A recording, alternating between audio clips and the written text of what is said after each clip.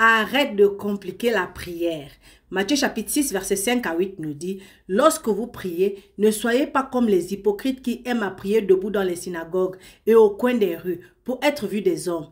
Je vous le dis en vérité, ils reçoivent leur récompense. Mais quand toi tu pries, entre dans ta chambre, ferme la porte et prie ton Père qui est là dans le lieu secret. Et ton Père qui est dans le lieu secret te le rendra. En priant, ne multipliez pas de vaines paroles comme les païens qui s'imaginent qu'à force de paroles, ils seront exaucés. Ne leur ressemblez pas, car votre Père sait de quoi vous avez besoin avant que vous le lui demandiez. » Beaucoup de chrétiens s'inquiètent de comment ils doivent prier. Dois-je rester debout ou m'asseoir? Dois-je me presser ou dois-je prendre mon temps? Dois-je avoir des chants de louange ou d'adoration qui jouent ou pas? Dois-je prier dans le silence ou pas? Que dois-je dire? Quelle doit être la longueur de ma prière? Dois-je prier fort ou prier dans ma tête? Écoute, arrête tout ce tralala. Dieu ne fait pas attention à ça. Dieu fait attention à ta sincérité et à ta foi.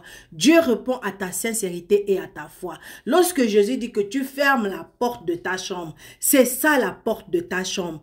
Tu fermes la porte de ta chambre. Ça veut dire que tu enlèves dans tes pensées toute idée négative, toute idée de doute, toute chose qui peut t'empêcher de te concentrer sur la parole de Dieu. Toute idée ou toute chose qui peut t'empêcher de recevoir la guidance du Saint-Esprit. Parce que tu as besoin du Saint-Esprit lorsque tu parles à ton Père. Sache que quand tu parles à ton Père, tu communiques avec ton Père. Ton Père qui t'aime de tout son cœur. Ton Père qui t'a ressuscité avec Jésus-Christ. Ton Père qui t'a donné l'héritage du royaume de Dieu.